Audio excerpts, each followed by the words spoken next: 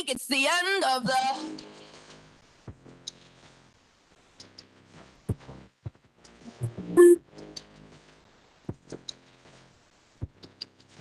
Like it's the end of the...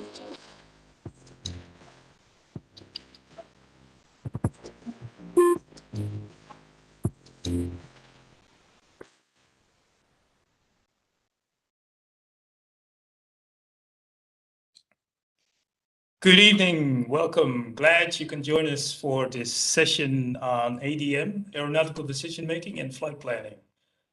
My name is Wendell and Cate. I work for EASA as Safety Promotion Officer. I'm a private instrument-rated pilot with instructor privileges, and I will be your host for today. For this session, I'm also joined by, in our little EASA studio here, by Dirk Michael Okkel.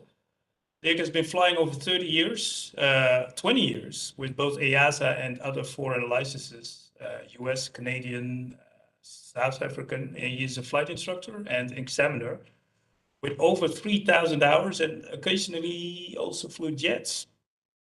On the WebEx, we got Wolfgang Österreich. Wolfgang worked nearly 30 years in the IT industry and is now part of the for-flight pilot support team Europe, and he is responsible for the general aviation market. He started flying gliders in the 90s and got his PPL and instrument rating in the States and in Europe, and has a multi-engine rating with over 1,000 hours of experience. Last but not least, we got also Rob Akron Ponseli online. Rob is an aerospace project engineer amongst many other trades. He is trained by the Australian Air Force and test pilots, has amongst other foreign licenses an EASA CPL, both fixed wing and helicopter. He's an aerobatic, multi-engine and instrument-rated pilot with over 4,000 hours of experience. He's currently also the instructor and head of training at Westflug, flight training in Aachen. And he's in charge of setting the standards for the LAPO PPL basic training there and the advanced UPRT upset prevention and recovery training. So welcome, gentlemen. Thank you for being with us today. Also in the studio here, we got Cate Brancard from Gamma. Hi, everyone.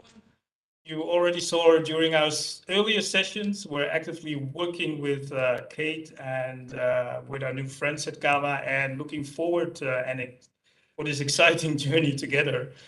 And further, we got John Franklin here, EASA's head of safety promotion, behind the knobs and making sure that all technology here is functioning. He's manning the Slido tools. For the live viewers, I invite you to join our freewheel conversation on ADM today. Post a lot of questions to our panel so we can make John work hard.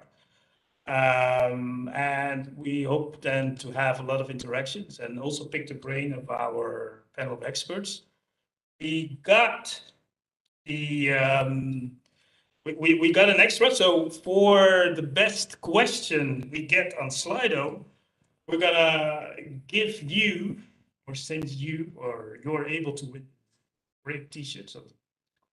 So do our best to give us, give us some heat and pose a lot of questions to us. Short disclaimer here. What we are saying here is mainly our personal point of view, opinion based on our expertise. It's not by any way the official standpoint of EASA. And so there's no right or wrong. So just checking with you guys.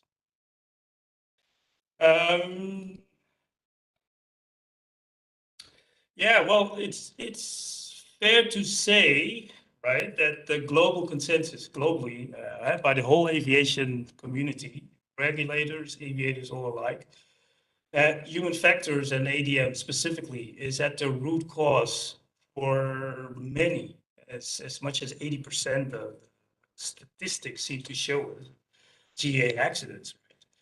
The pilot's inability to make the right decisions, or even the lack of making decisions, is setting up an accident scenario that everybody sees coming, when you're reading the report, except the pilot that is in the hot seat and who is in the moment at that moment.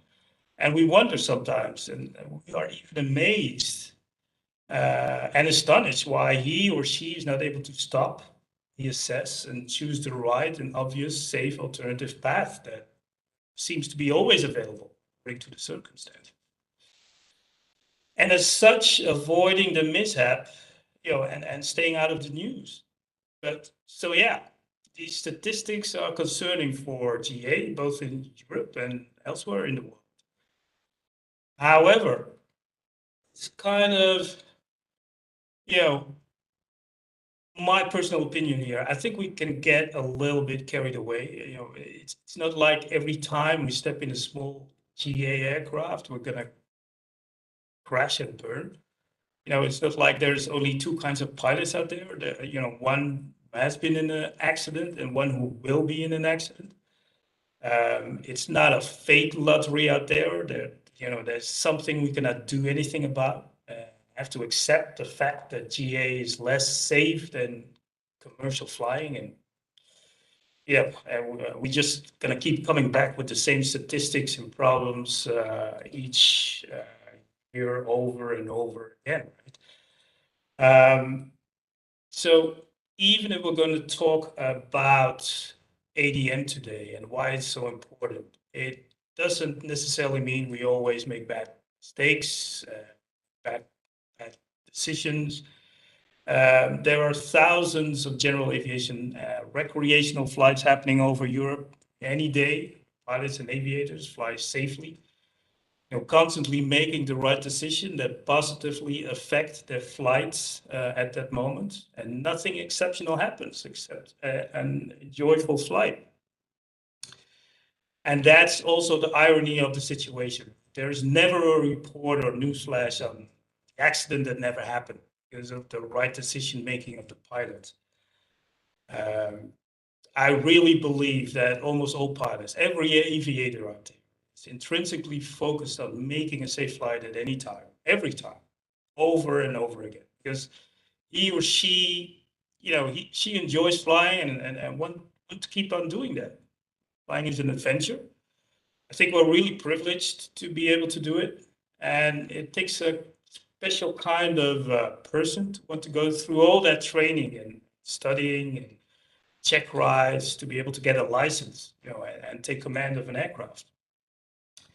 So even if flying is an intrinsically high risk activity that can have the ultimate consequence as practitioner, we are in principle the ultimate risk managers.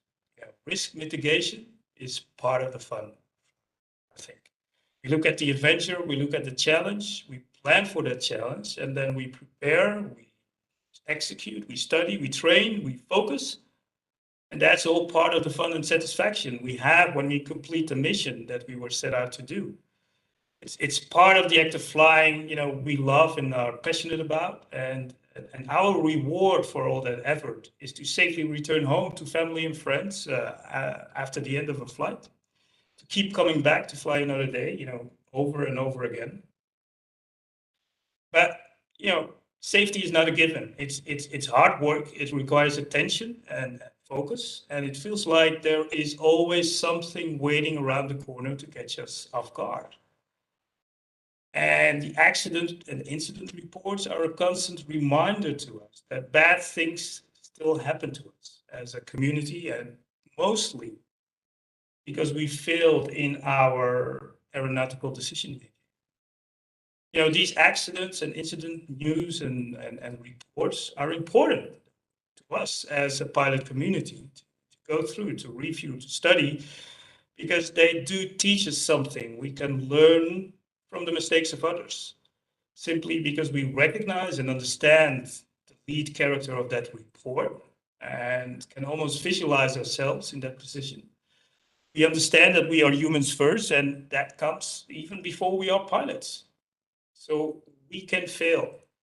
We can make errors, misjudge the situation we are in, and make wrong decisions. If it happened to them, it can happen to me, it can happen to us. So we should want to know and understand why it happened. And because by learning and understanding these mistakes, we can prime ourselves, prepare ourselves even better to try to avoid similar circumstances. Trains of thoughts and maybe also be able to recognize the scenarios, that are starting to evolve in our own flying, maybe one day in the future. So what are these strategic safety topics we all see happening again and again? What seems to be the issues that are related to the wrong kind of decision making that might have been prevented by good flight planning or adequate risk management, by recognizing hazards, mitigating possible bad outcomes before they happen? It's the usual suspects, I say. It's like, the VFR to IMC, loss of control in flight, botched go arounds, the base to final turn, and a lot of accidents, what we saw in this session also this afternoon, that, takeoff and climb accidents. And, honestly, from the comfort of our armchair, these things seem to be so avoidable with the right mindset, the right ADM skills, the right airmanship, threat and error management, the right flight planning and preparation. These are all the tools that we have to influence our flight. Safe outcome of every flight is literally in our own hands and in our own minds as pilot in command. So what can we do? ADM, I don't think it's rocket science, right? We are constantly making decisions in our daily lives, so also in our flying activities. Flight planning, tie down, it only takes a little bit more attention.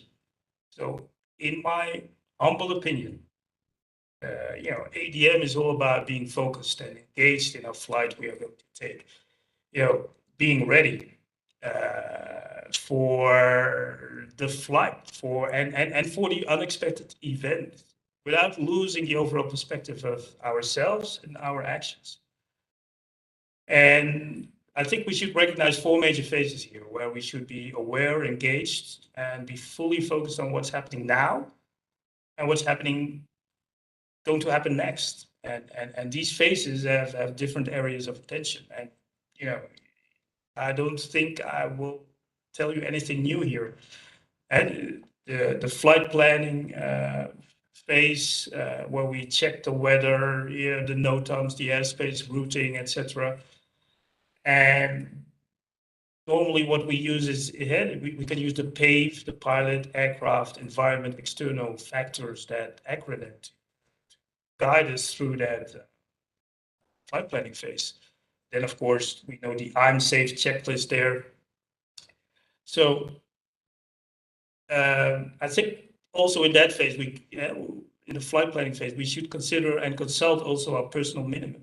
Under what conditions am I comfortable and confident to fly? Well, we have the pre-flight phase. I think that's also important. We want to make sure our airplane is airborne, and that it's capable to carry out our mission. We want to prime ourselves also as pilot for the upcoming flight actions we're going to have to take. Be ready for that immediate emergency that might surprise us, during takeoff.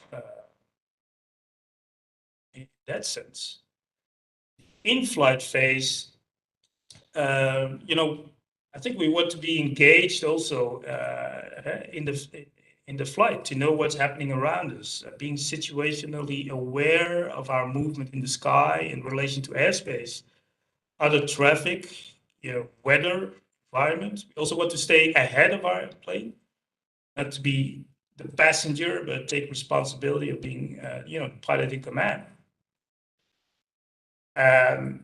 In that phase, I think the acronym that we could use in our aeronautical decision making is PPE, right? The perceive, process, perform, and I added the evaluate in there.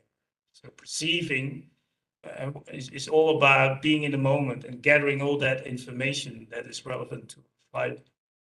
And then processing is all about constantly evaluating that information and what kind of an impact it has on our flight. And does that have a safety impact? Do I have to react? What do I have to do? What options do I have? Is that, what is my best course of action I have to do now? And then we need to perform. We have to implement our best course of action. We execute that decision. And remember, not making a decision is also a decision that's made.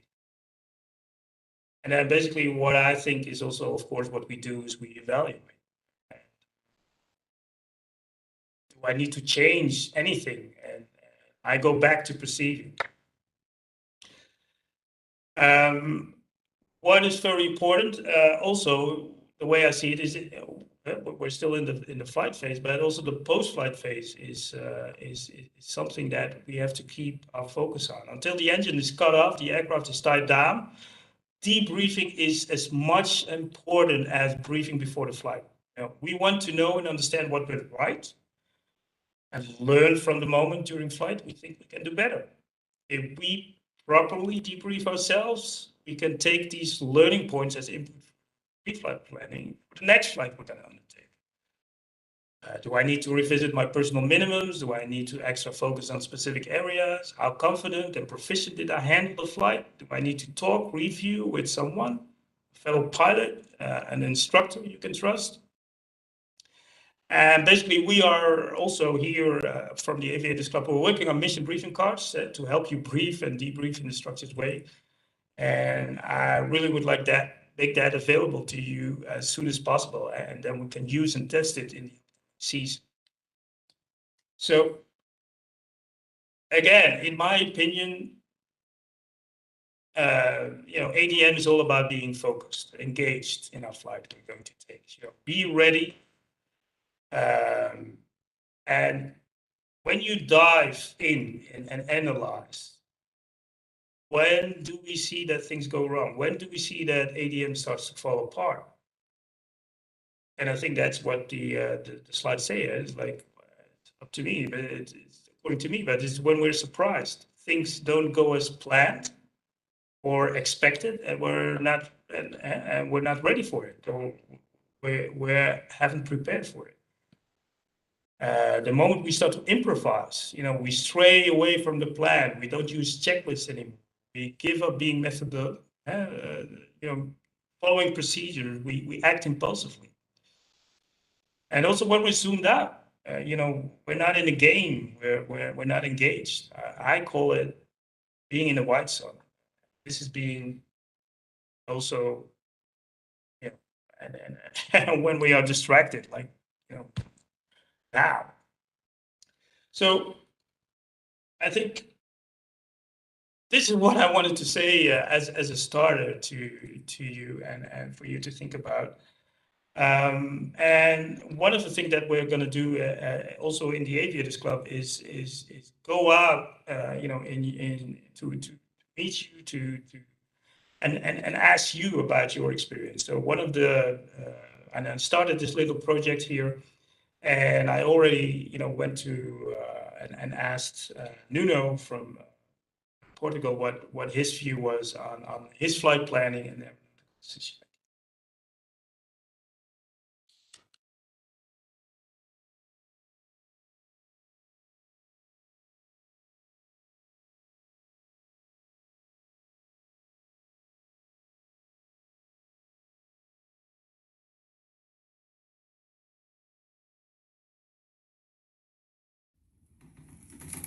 Olá a todos, o meu nome é Nuno Cachadinha, sou PPL e em breve SPL de Portugal. Antes de começar planeamento, eu vejo sempre os notames, vejo a meteorologia e uma coisa muito importante é ver a altitude, frequência e a orientação das pistas dos aeródromos para onde vou. Quando se chega a um aeródromo, eu sou um convidado e é importante que entre no circuito sem lançar muita confusão e a cumprir as regras do local. Eu sei que os locais vão estar a olhar para mim com muita atenção para ver o que é que eu vou fazer e é importante entrar low profile e respeitar as regras. From Portugal, and of course I'm here. I'm not going to talk the whole time. I'm here with my experts, Dirk, studio, Wolfgang, and Rob. And Rob, as head of training, right? What is, in your opinion, the way to have a positive influence on lowering the accident rates in general aviation with pilots of all backgrounds, students, experienced pilots? Is it really to focus on the flying skills, the handling unusual attitudes, or is it also to focus on the human factors, increasing critical thinking, teaching effective use of ADM skills? What do you think? I think if you're talking specifically about trying to lower the accident rate statistically, and I'm glad you brought up the statistics before, because I looked into those EASA safety statistics as well, and there's some very clear trends and numbers that you can get out of that, right? If EASA or we as an aviation community want to make a direct impact, an immediate impact to aviation statistics, then yeah, you can focus on what you talked about just before, your flying skills, for example, your currency training, making sure that pilots are up to date. But if we want to really make a long-term impact and make a maximum impact in trying to reduce the accident rate across general aviation, then I think where you would want to focus your training is not in the pilots themselves, but in the flight instructors who train them up. So what you would want to do is to start to basically start right at the source, make sure flight instructors are right up up to standards in all their skill sets and their capabilities to bring their knowledge across. That includes, of course, ADM, and that will over time filter through into the industry. Now, that's a much longer term process than trying to talk or work directly with the pilots themselves. But if really we're trying to make a long-term impact, then I think the intent would be to focus on the flight instruction side. And if I can reveal a little bit on that, Wendell, on your side, you mentioned you have a flight instructor rating.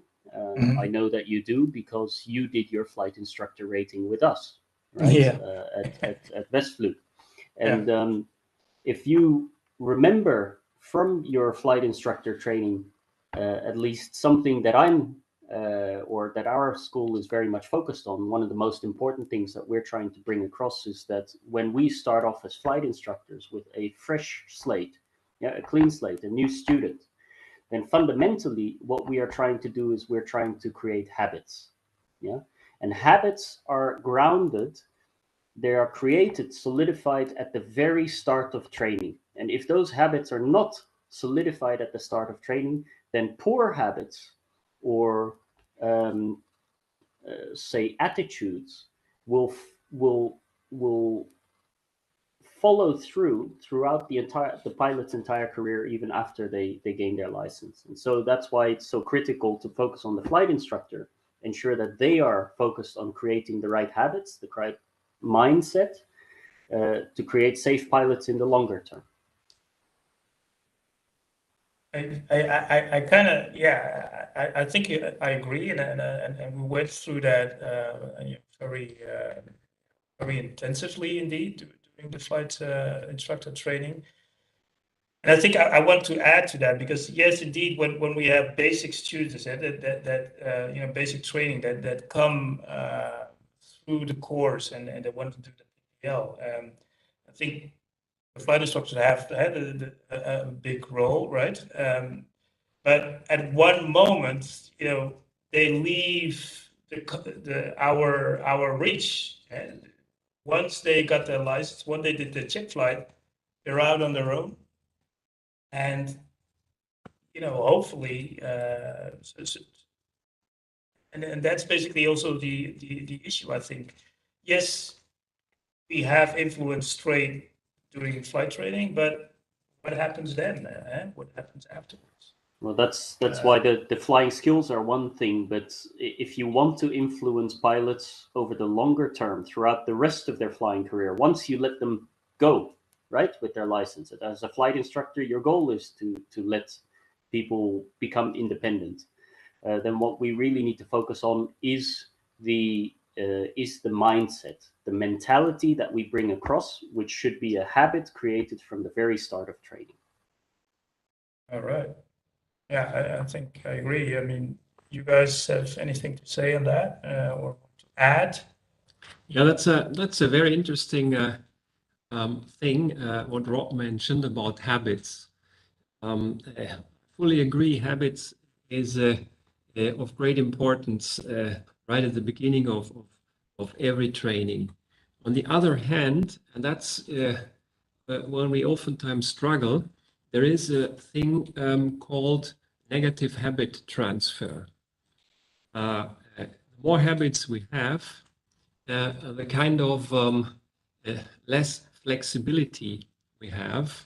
And when a situation develops which is not matching to the hypothesis upon the habits or before established, it might create a conflict. Then we struggle. Do we stay? Do we stick to our habits, or do we have to deviate from the habits? And then a chain of a complexity and decision necessities might start. I agree with you there that negative transfer of training is extremely dangerous. Yeah? We're very much aware of that because we as a flight school are specialized in advanced upset recovery training, where we very much focus on the risks of negative transfer of training. But this is why we have to focus on making sure that the instructors are safe in their bringing across the right habits that people will fall back on when they are under pressure. Because I fully agree with you that when people are under pressure, pilots will fall back on their basic habits, yeah, the base habits, their base training, and that's why the grounding needs to be so solid. Wolfgang, well, you're not a flight instructor, right? But you're a very experienced pilot. How do you refresh yourself, and how do you keep yourself in the game to be a safe pilot? Yeah, so I think that's important. So exactly these habits. So the license to fly is, on my opinion, only the license to learn more. So you will learn during each flight. You will learn, and you have to review each flight. So every flight, what happens, what was good, what was wrong. Fly with other pilots, learn during a check ride. Yeah, use it as a resource to improve your personal skills. So if you get a license, it's not you are ready, you are now a lifelong pilot. You are only a lifelong flight student, finally. All right. Yeah. I think I agree with it's a that. license. It's a license to learn from mistakes, right? Because Yep. that's where we learn from. So I think the goal of the flight instructor, if I go back to basically, if I fall back a little bit on the idea of, when is a pilot safe? When do we as a flight instructor let somebody go, right? To decide that they are ready to, say, fly solo overland. I would say the point where they are capable of realizing mistakes and dealing with them. Yeah. So the base point of that, at what point would you send a pilot solo, for example, the very first solo flight, right? At some point, as an instructor, we want to send them solo. At what point do we do it? In my point of view, it's not when they fly perfect approaches. It's not when they make perfect landings. Yeah, their landings should be safe. They should be okay. But the point where you can send a student solo is where they are capable of deciding that if the landing or the approach is unsafe, that they go around. Yeah, if they're capable of making their own decision to go around, yeah, then I don't have to worry about the airplane, because I don't care if it takes them 2 or 3 go-arounds. I know they're not going to break my airplane.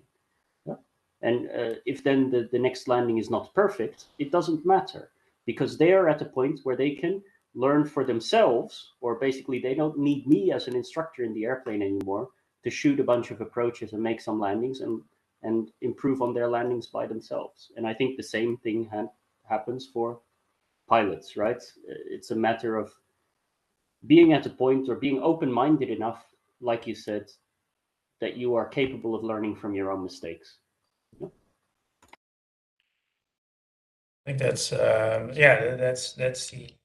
that's an interesting point, because then it comes back to that more aeronautical decision-making skill, the ability to think, to decide, to act based on what is happening, with your plane, is a key and an important aspect of flying, and gaining that trust from your flight instructor, but also maybe getting yourself into the game and being proficient as a pilot as well.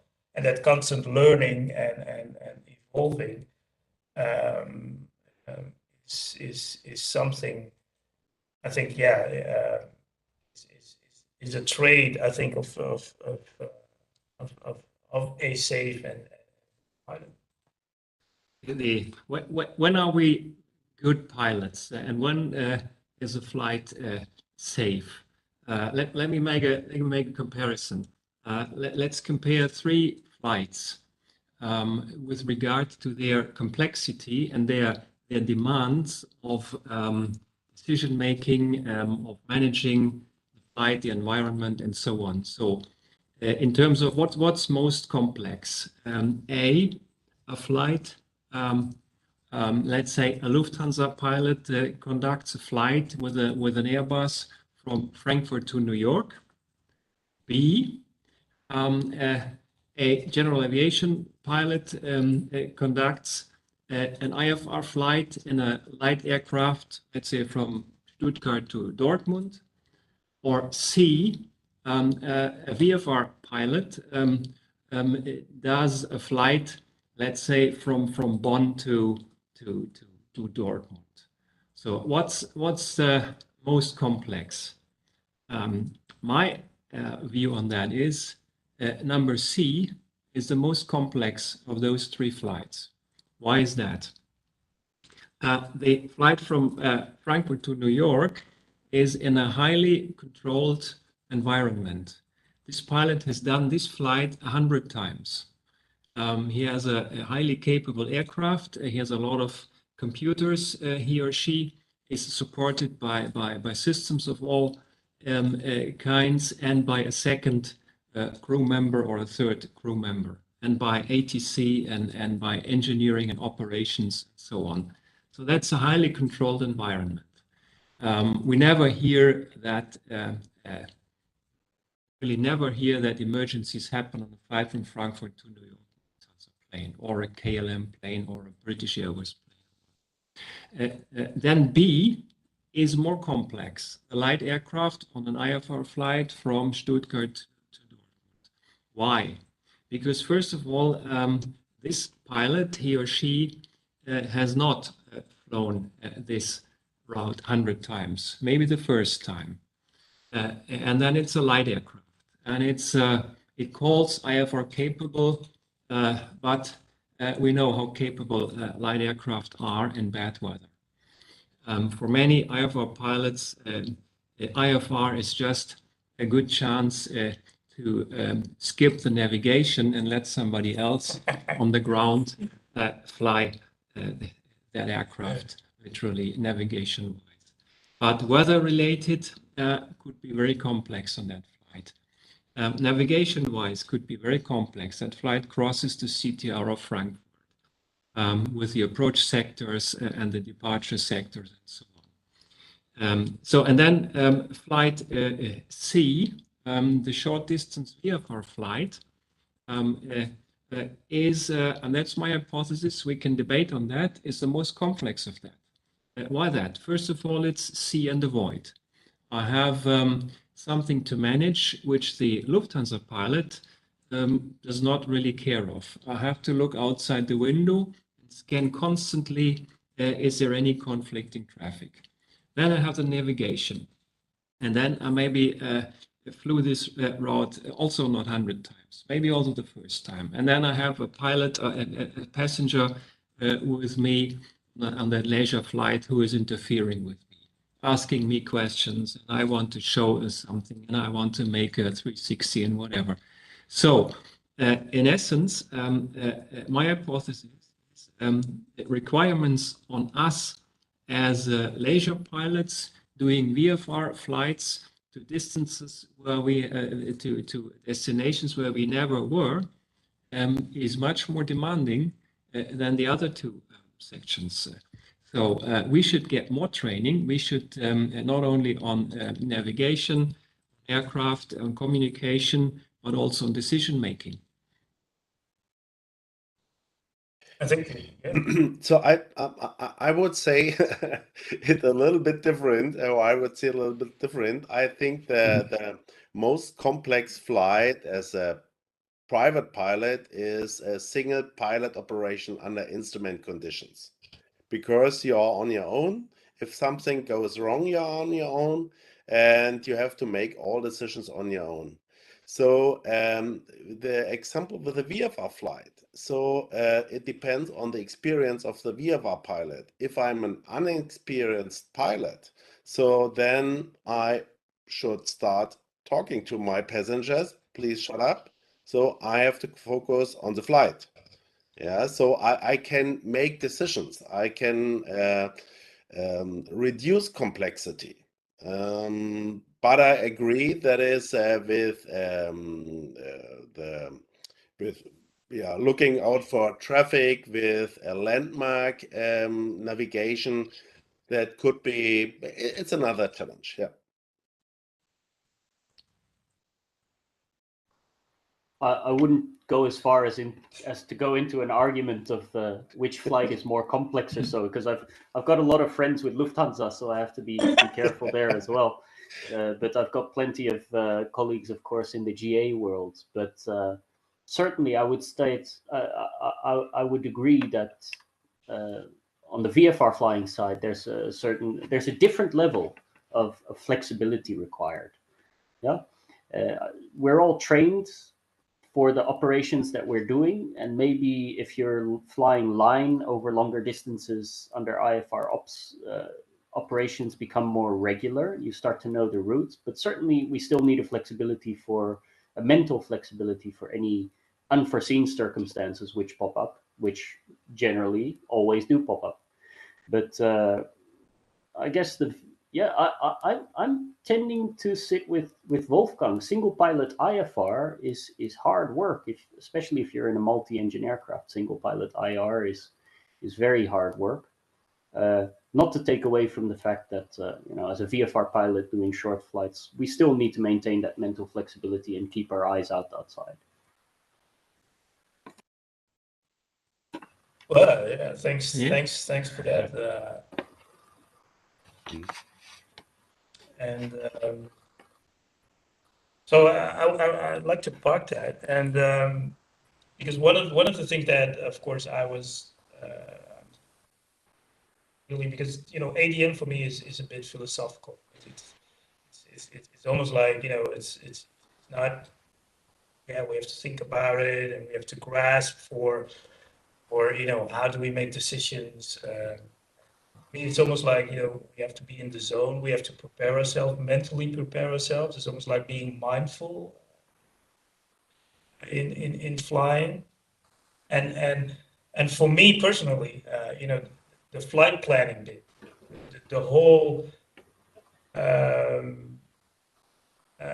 before even maybe a week, if I do a complicated flight, I've been thinking about that. In the coming days, following the weather and those kind of things. So Wolfgang, as a flight planning expert, right? You are at full flight. You're focused on the flight planning, and of course, as an experienced pilot. So, what are these challenges what are the important elements of flight planning that will help us face the challenges we will have, depending on the flight we're going to make? Indeed, the single pilot IFR or the VFR, And can your app or any navigation app Yes, help us to avoid making those bad decisions? I mean, is that something we can give almost rely on?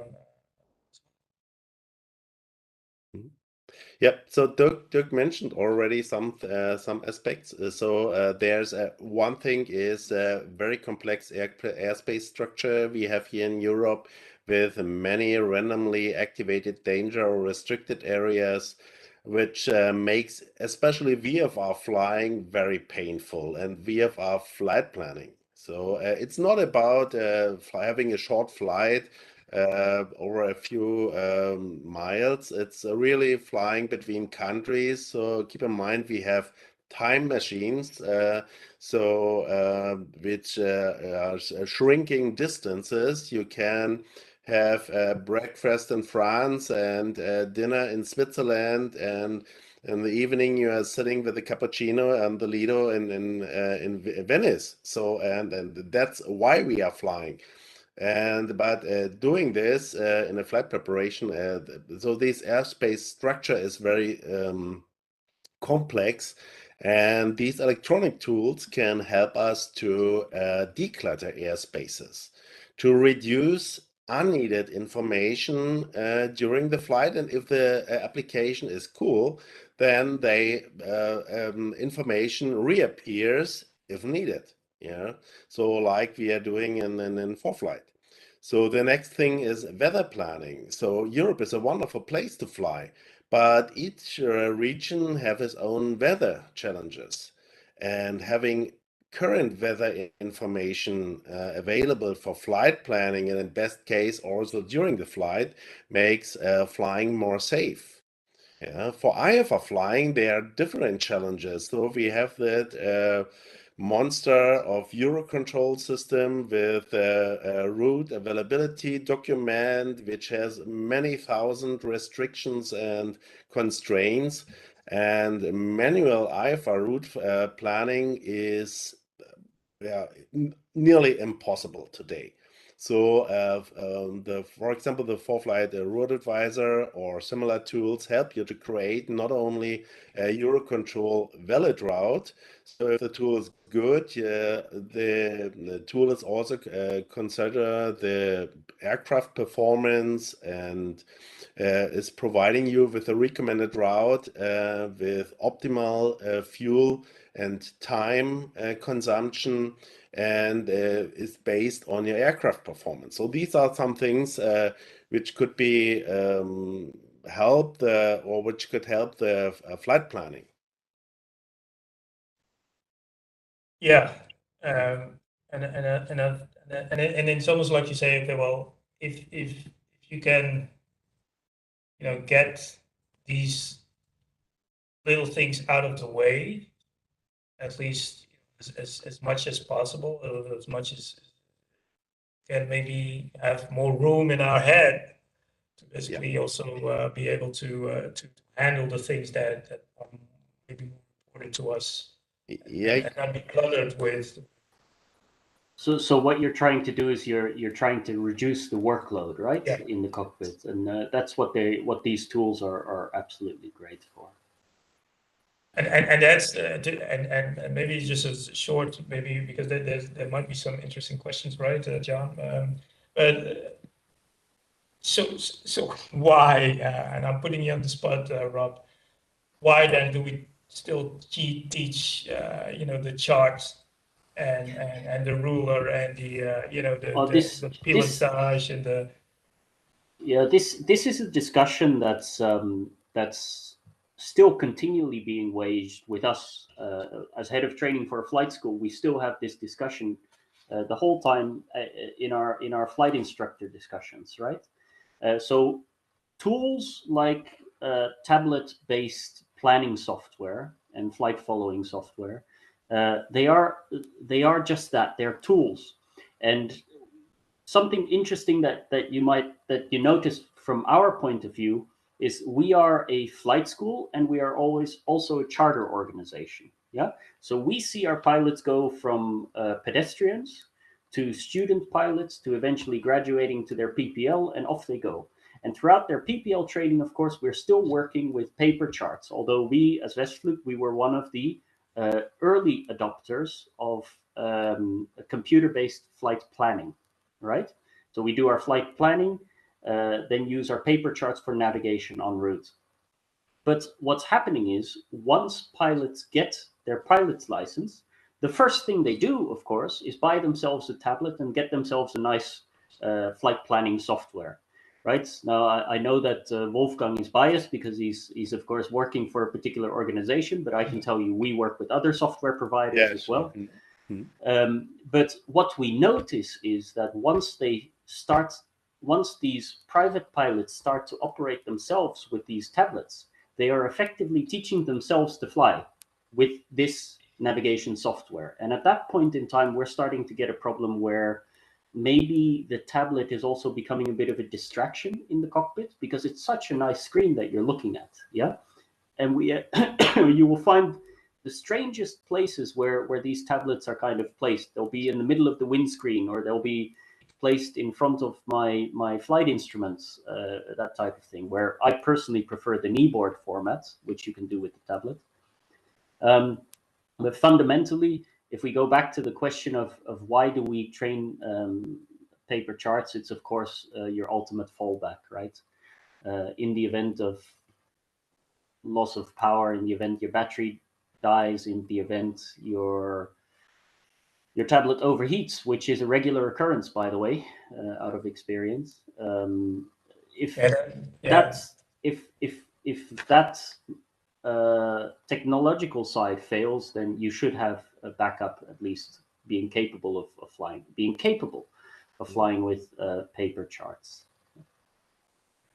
And this, if just to finish off one point with regards to that, the pilots kind of teaching themselves to fly with those tablets. I'm personally of the opinion that we've kind of reached a point in the aviation industry where we should be working as an industry to integrate that type of technology into the flight training program, so that we as instructors at least can teach them the proper method of use of this hardware and software. Yeah, I think that's a good point. So in the beginning, you have talked about habits, and so that the pilots have to learn their habits, how to plan a flight, how to execute a flight, how to debrief a flight.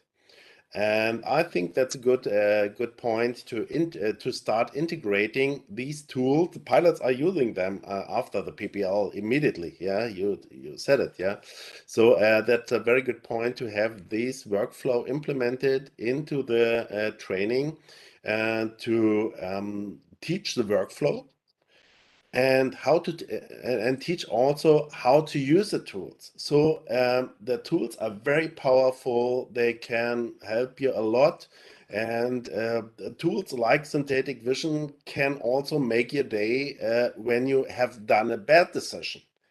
But you are also absolutely right. An application does not replace your flight preparations, your flight planning.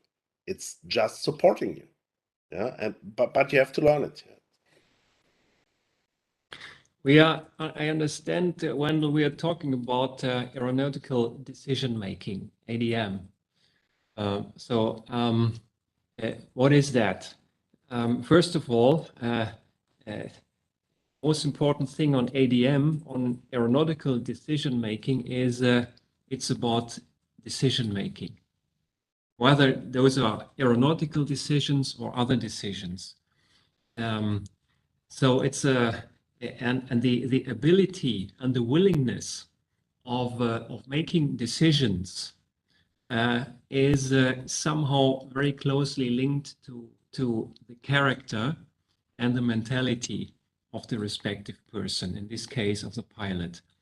If this pilot, if he or she is generally unwilling or hesitant or indecisive, this will be a fundamental thing, much bigger than ADM, aeronautical decision making. There are people who generally avoid making decisions. It starts with the morning, do I wear the red skirt or the blue skirt, or do I wear the short or the other shirt? And that starts with that, and finally progresses, if he or she is a pilot, to the situation either in the planning phase. I have to decide, do I fly this route or the other route? Do I fly VFR, IFR, and so on? Or in the execution phase of the flight. Okay, Dirk. Are you saying? I would like to know now.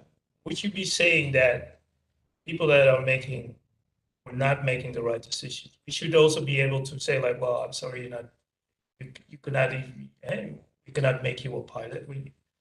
Because of your inherent personality, because we think that doesn't fit as a pilot, because you're supposed to do the aeronautical decision making in a particular way, and do you fit that? Well, that's a very interesting point.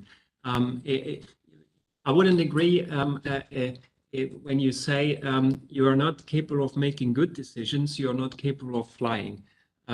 Just skip the good. So you can say you're not making decisions, you cannot fly. There is some truth in it. I give you another example. When you look, I'm working as a consultant since more than 30 years with a lot of executives of all kinds in industry and in services.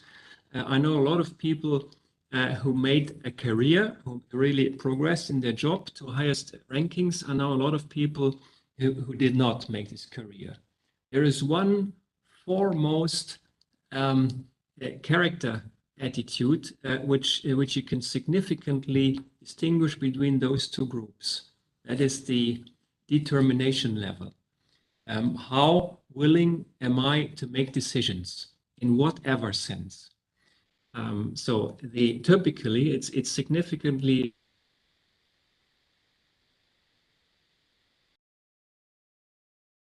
Oops.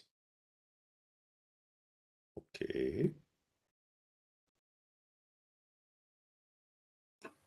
You're freezing up, gents. I'm sorry, but your network seems to be falling out. John, if you can run on your side, you might have to re-log in or so, or get that network running again. We have to make decisions, and not only in flying, but across our whole life. Okay, wow, that's what do you say, guys? You have something to say, to react to before we go to the questions, because we got some interesting questions, and we still need to award the best question, right? Don't put the heat on Dirk here. So fair enough. With regards to your decision making, I certainly agree that in aviation you need to have the capacity and the willingness to make decisions, and I think learning to fly is a really great way of building your personality confidence. So, I've actually, because we do PPL training also, I've had some business owners come to me and they said, you know, I actually had one guy, he had his own business and he had some crises within his business. And he came to me after a while, he said, Rob, you know, I have to tell you honestly that learning or starting to learn to fly has changed my life and the way that my employees are looking at me. Yeah, just because of something about the confidence that it seems to instill. But one item that kind of came to my mind when Dirk was talking was the decision making is important, but in aviation we have the concept of checklists, right? We love to use our checklists. Where I think the idea of checklists or and such is to try to reduce the amount of decisions we have to make on regular basic items, so that we can focus our minds, our decisions on the more important ones. We don't pre-takeoff, we don't decide whether we should put the fuel pump on or off or leave it off. It's in the checklist, we put it on, right? Yeah. Because the pilot operating handbook says so, right? There's particular reasons for that, but we don't have to make that decision every day or every flight because somebody in the engineering team, when they designed the aircraft, made that decision for us. Yeah. So I think, well, maybe it's a bit of an excursion, but I kind of had that thought that, yeah, decision making is there, and then we use checklists to try to reduce the banal, the basic decisions that we have to make. All right. Okay, I think this is a great discussion, and I would love to dive into this more with you, and I think this calls for a follow-up. But we got, well, there's still we still got some questions, right, John? So we got 3 questions, and so there's only probably 4 minutes, so we probably might have chance for them all. So the first one is, so threat and error management is used widely in commercial air transport. Why is the mindset and technique? So let's hear the 3 questions, and then let's pick the question. So there's that one. There's what is airmanship? This is a term very individually understood. In many cases, it ends up as a post-accident benchmark, depending on the outcome. And then, how do you train students to manage stress? Do you use scenario-based training, and if so, how do you provide that? And actually, Thomas and covered that pretty well earlier on in the instructor-based the instructor session that I mentioned. Pull that bit out and attach that to that question. So basically, guys, which question we want to take? The winner, threat and error management, or the airmanship? I reckon a bit of a discussion comes in there as well, Wendell. But hey, as an advanced UPRT instructor, I love the last question. How do you train? What was it? Resilience? Stress, or manage stress. Manage stress. Right. I agree. But that's maybe I'm biased because I'm active in this particular field, right? Yeah. And what was the second one, John? What is airmanship? What is your airmanship? thoughts on how you would define airmanship? And it's quite soft and fluffy, and isn't so easy to define, except in the accident report that says airmanship qualities were lacking. Full stop. Blah, blah, blah. I think you know, we kind of briefly discussed it with Dirk's and proposal on how you make decisions and connection to that. What is it? It's something. Yeah, I mean, it's an interesting concept. I think.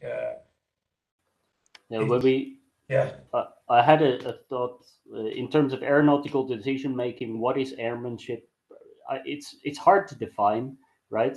But I always fall back on it's a mentality, and I guess mentality is a way of thinking, right? It's hard to define in terms of concrete decision making. Yeah. That feeling of we've been talking about is the difference between being a pilot and being an aviator. And this is where I can come back, and I like, and I don't know, I mean, but that's my personal feeling. I like the fact that an aviator is somebody who is committed, who is passionate, and who knows the stakes and is doing his actions deliberately. Yeah. So with passion and with I think it's also depending on the information you have. So finally, you can only make a decision if you have information, and you make always a decision based on the information. So to streamline the process, recognize a specific situation, and based on your knowledge and your experience, then you make a decision. So that's the process of decision making. So, and our part is to provide you the required information as best as possible. And Rob's part is to teach the flight student to make a good decision. Not just a decision, make a good decision based on the information you have.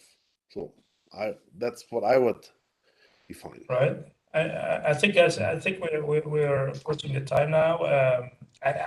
I hate to cut this discussion, but like I said, it calls for a follow-up. To be honest, we haven't touched the threat and error management, but maybe that we can keep that for another session. I really believe, I mean, now I can say that we got the 3 questions. Those were very good questions. And in my mind, those 3 are the winners. So guys,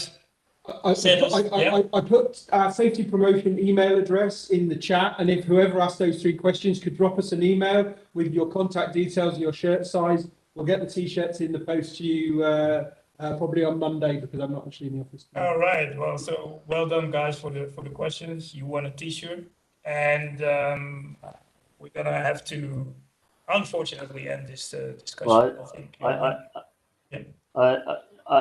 Well, we're going to have to follow up on those questions, Wendell, because I do feel like I really want to answer them. So if we can't do it now, then we're going to have to do something. Let's keep the suspense there. Yeah. Let's keep the I do want to have a couple of chance to address a couple of those questions. We talked about doing some follow-up sessions between now and Aero. Now we've got some topics to do those follow-up sessions on. So there we go. So I would really like to thank you, the panel, Dirk, Rob, Wolfgang, for spending your time this evening with us. I'd like to thank all the viewers, the live viewers. Thank you for your questions. You did a good job. Thanks for watching us, being with us today, this evening. As a final word, there's going to be lots of events happening this weekend. So, in the flying clubs and all those kind of things all over Europe. So please, or just share your posts, share your videos, share your stories on the General Aviation Facebook page, so we can also show that to everybody else. There's going to be more sessions to come next week to be on the GA season opener 2022. Be sure to join in also. Cate is going to do a very interesting topic on diversity. I'm looking forward to that because we talked about that. So we'll be on that. Thanks again. Have a good evening, and I'm going to leave you with.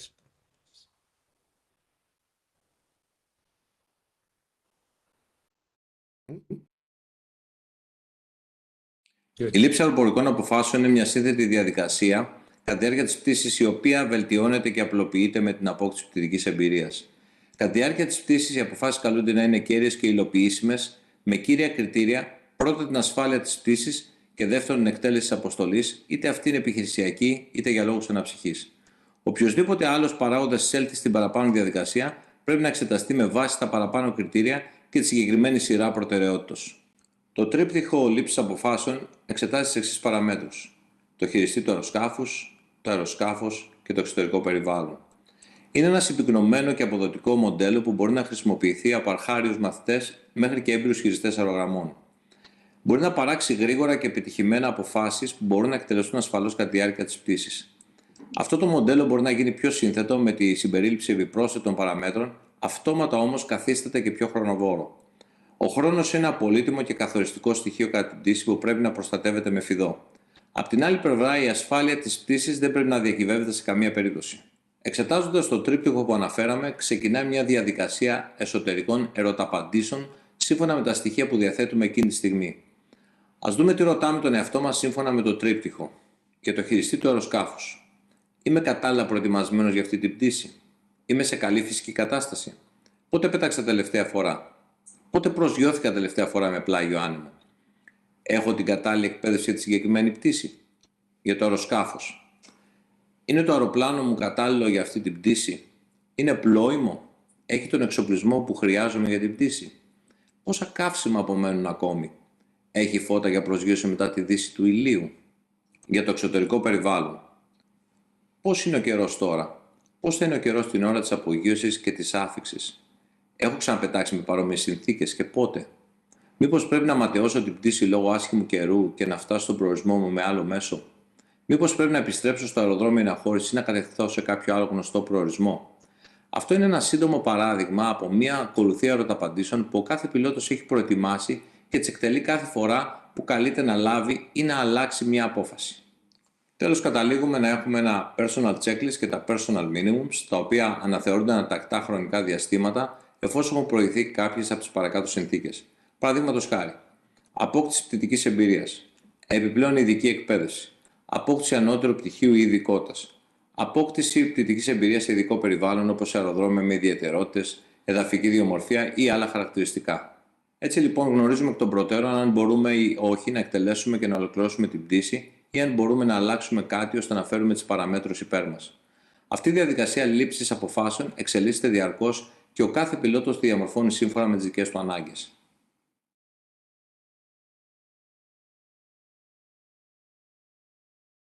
Η λήψη αεροπορικών